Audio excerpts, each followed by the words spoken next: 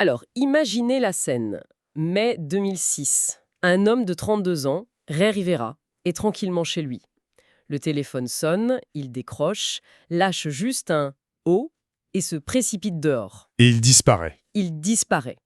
8 jours plus tard, on retrouve son corps dans une salle de conférence abandonnée, dans un vieil hôtel de Baltimore. Et la découverte est... Macabre. C'est le moins qu'on puisse dire. Il a, semble-t-il, traversé le toit. La police conclut à un suicide, mais les détails sont tellement bizarres, tellement contradictoires, ça défie toute explication simple. Et c'est cette histoire qui a captivé des millions de gens. Et c'est précisément là-dedans qu'on va se plonger aujourd'hui, parce que l'histoire que tout le monde connaît n'est peut-être qu'une partie de l'iceberg. Ah oui, oui. Oui, on a épluché les documents pour cette analyse. Il y a les rapports de police, bien sûr, la couverture médiatique, surtout celle popularisée par la série Unsolved Mysteries. Que tout le monde a vu. Exactement. Mais on a aussi une analyse comportementale complète du FBI et surtout d'autres sources qui présentent une version des faits radicalement différente, une version qu'on laisse souvent de côté. D'accord. Notre mission aujourd'hui, ce n'est pas tant de résoudre l'affaire, c'est plutôt de démêler ces deux récits, de comprendre pourquoi, presque 20 ans plus tard, le mystère reste entier. Parfait. Alors, repartons de la base, de ce que la plupart des gens connaissent. Plantons le décor.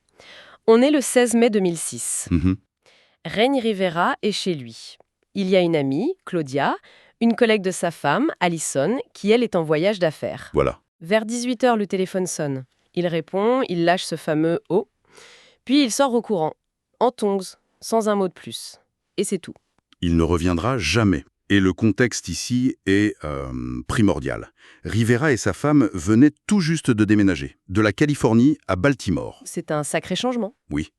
Et il avait quitté une carrière qui commençait bien dans la production de films pour venir travailler pour un ami de très longue date, Porter Stansberry. Il était devenu rédacteur financier et vidéaste pour sa société. Et ce lien avec Stansberry, ça va devenir le cœur d'une des deux théories. Absolument. Alors les jours passent, aucune nouvelle. Et 6 jours après sa disparition, on retrouve sa voiture. Le premier vrai tournant. Oui. Elle est garée près d'un hôtel, le Belvédère, un hôtel historique, un peu luxueux. Et là, 3 de ses collègues de chez Stansberry décident de fouiller le coin. Ce qui est un peu étrange en soi, non? Que ce soit ses collègues et pas la police qui décide de saisir l'enquête. C'est un des nombreux détails, oui, qui alimentent les théories. Ils montent en haut d'un parking juste à côté de l'hôtel, pour avoir une vue d'ensemble. Et c'est là qu'ils remarquent un truc. Quelque chose d'anormal. Exactement. Sur un toit inférieur du belvédère, une sorte d'annexe qui dépasse. Et ce qu'ils voient est... Complètement surréaliste. Une paire de tongs, un téléphone portable, des lunettes, juste posées là. Et juste à côté, Un trou. un trou béant d'environ 1 mètre de diamètre dans le toit. Ils appellent la police, qui entre dans la salle de conférence juste en dessous et découvre le corps de Ray, déjà en décomposition avancée. La police de Baltimore, elle, classe l'affaire assez vite. Suicide probable. L'idée, c'est qu'il a sauté du toit principal, 11 étages plus haut. D'accord. Et c'est une divergence capitale. Le médecin légiste, lui, refuse de suivre. Ah bon? Non. Pour lui, il y a trop d'inconnus, et il inscrit la cause du décès comme indéterminé. Et c'est ce mot, indéterminé, qui ouvre la porte à toutes les questions et transforme une tragédie en mystère national. Et c'est là qu'on entre dans les détails qui rendent la thèse du suicide si difficile à avaler. Parlons de ces objets. Attends, le téléphone et les lunettes ont été retrouvés intacts. Intact. C'est le genre de détail qui me fait immédiatement penser que quelqu'un d'autre était là. C'est physiquement impossible qu'il survive à une chute de plus de 30 mètres sans la moindre égratignure, non? C'est tellement improbable que l'un des premiers détectives sur l'affaire, un certain Michael Bayer, a lui-même déclaré que la scène semblait mise en scène. Ah ouais, quand même. Quoiqu'un policier utilise ces mots-là, c'est extrêmement fort.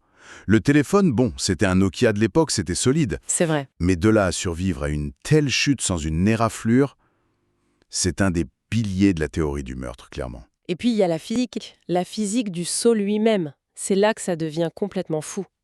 Une étude d'ingénierie a modélisé la trajectoire.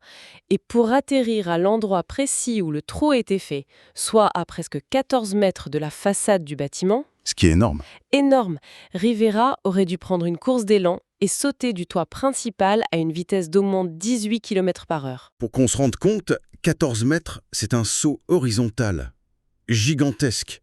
Le record du monde de saut en longueur, c'est un pas moins de 9 mètres. On ne parle plus de quelqu'un qui tombe là. On parle de quelqu'un qui vole. C'est ça. Et pour couronner le tout, sa femme, sa famille, tous ses amis sont formels. Ray avait une peur panique, une vraie phobie des hauteurs. C'est un tableau absolument déroutant. Un homme qui a peur du vide, qui réalise un saut digne d'un super-héros. Et, n'oublions pas la fameuse note. La note, oui.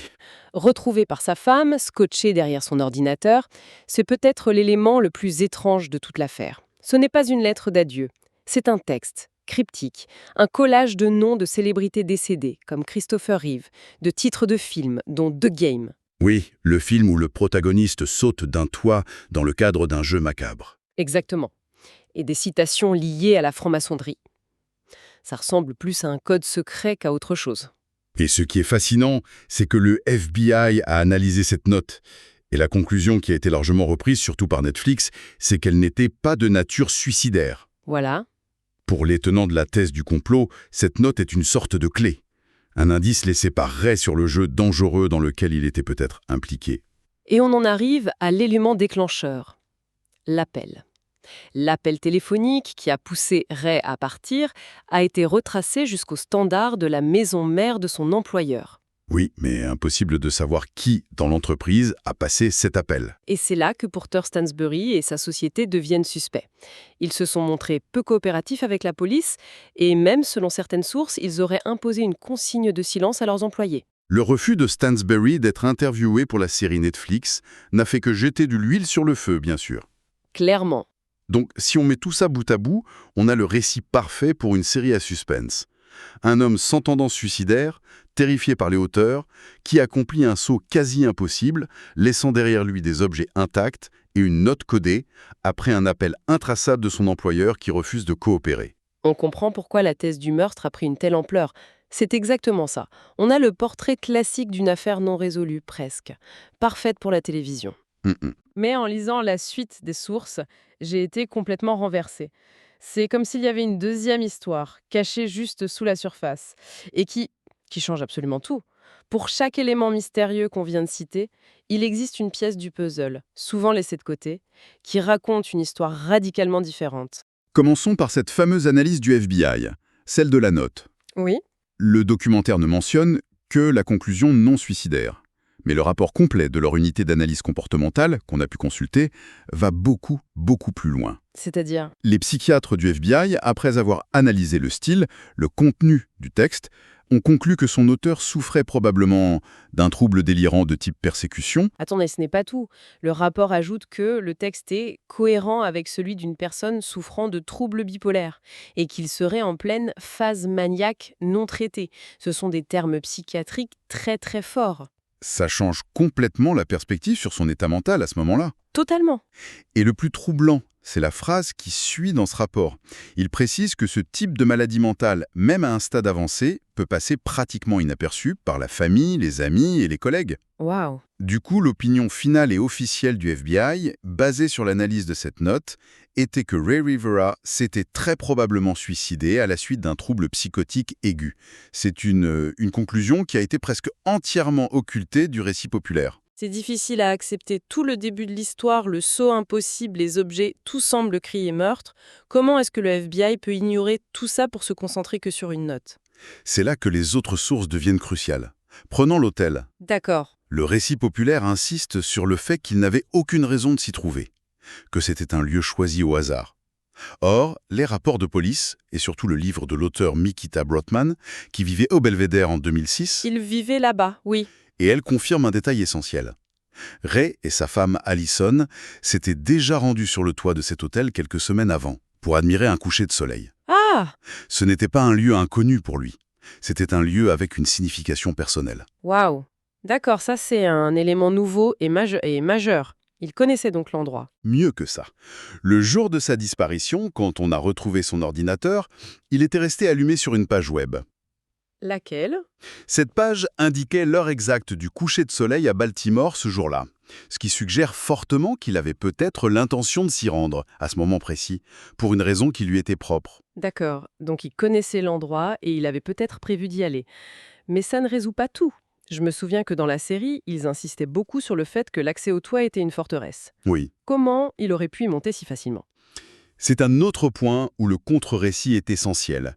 Le livre de Mikita Brottman, ce témoignage direct de la vie dans l'hôtel, dément complètement cette idée. Ah bon? Elle explique que l'accès était bien plus facile en 2006. L'ascenseur qui menait au dernier étage était souvent déverrouillé.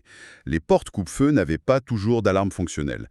La sécurité était, pour le dire poliment, très laxiste. Donc l'idée d'une forteresse imprenable, C'est une construction narrative, ça sert le mystère, mais ça ne correspondait pas à la réalité de l'époque. bon, ça déconstruit déjà 2 piliers du mystère, mais il reste l'appel téléphonique.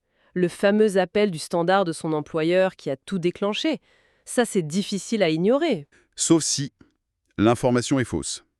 Une autre source, le podcast The Prosecutors, qui a fait un gros travail d'enquête sur les documents de l'affaire, affirme une chose explosive. Qu'est-ce qu'ils disent? Selon eux, les relevés téléphoniques montrent que le dernier appel reçu par Ray Rivera ne venait pas du standard de sa société, mais d'un quartier de Baltimore qui s'appelle Fells Point. Sérieux? Si c'est vrai, ça fait s'effondrer toute la théorie de l'implication de l'entreprise. Et pourtant, l'image qui reste, c'est celle de l'entreprise qui cache des choses. J'imagine que ça vient de ce fameux ordre de silence de Porter Sainsbury. Ouais. C'était bien ça le point de départ de toutes les suspicions, non? Exactement. C'est le pilier de la théorie du complot. Or, le camp de Stansberry nie cette accusation avec la plus grande fermeté. Et ils ont fourni des documents pour le prouver. Ah oui? Des courriels montrent qu'il a au contraire activement encouragé ses employés à parler à la police. Il a personnellement impliqué le bureau du maire pour tenter d'accélérer l'enquête. Il a offert une récompense de 5 000 $. Il a lui-même rencontré le détective principal, il a répondu à toutes ses questions. Et son alibi, là?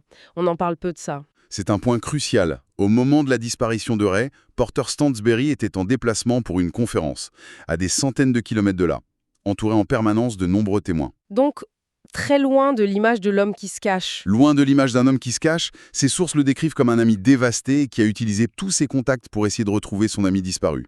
Alors, si on résume ce contre-récit, on a un homme qui, selon la meilleure analyse psychologique disponible, celle du FBI, souffrait d'une crise psychotique. Il se rend dans un lieu qu'il connaît, qui a une signification pour lui, un lieu dont l'accès est bien plus facile qu'on le dit. Le fameux appel de son employeur n'en était peut-être pas un, et son employeur, loin d'être suspect, semblait participer activement aux recherches. C'est une histoire complètement différente.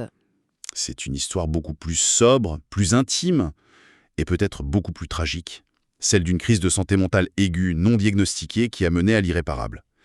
C'est fascinant de voir comment, à partir du même ensemble de faits bruts, on peut construire 2 réalités diamétralement opposées. En choisissant ce qu'on montre et ce qu'on cache. Voilà, simplement en choisissant. Le plus révélateur, c'est peut-être le traitement des sources elles-mêmes. L'auteur, Mikita Brottman, celle qui a vécu dans l'hôtel, qui a passé 10 ans sur cette affaire et qui a conclu au suicide, elle a été interviewée pendant des heures par l'équipe de Netflix. Et pas une seule seconde de son témoignage n'a été gardée au montage final. Pas une seconde, 0. Selon elle, la raison est simple, son analyse, basée sur des faits, sur une connaissance intime des lieux, ne correspondait pas à l'intrigue émotionnelle de la veuve éplorée que la série voulait construire. C'est une illustration parfaite du processus. Exactement. On ne présente que les pièces du puzzle qui forment l'image que l'on souhaite vendre au public. C'est une pensée tellement triste. L'idée que quelqu'un puisse être dans une telle détresse et que personne autour, même ses proches, ne s'en rende compte. C'est presque plus tragique que l'idée d'un complot sophistiqué. Oui. Et ça nous amène à une question fondamentale sur la manière dont on consomme ces histoires de true crime. On nous donne un ensemble de faits, mais le récit auquel on adhère, la vérité qu'on choisit, dépend entièrement des faits qui nous sont présentés et surtout de ceux qui sont volontairement laissés dans l'ombre. Et voici la dernière pensée à méditer.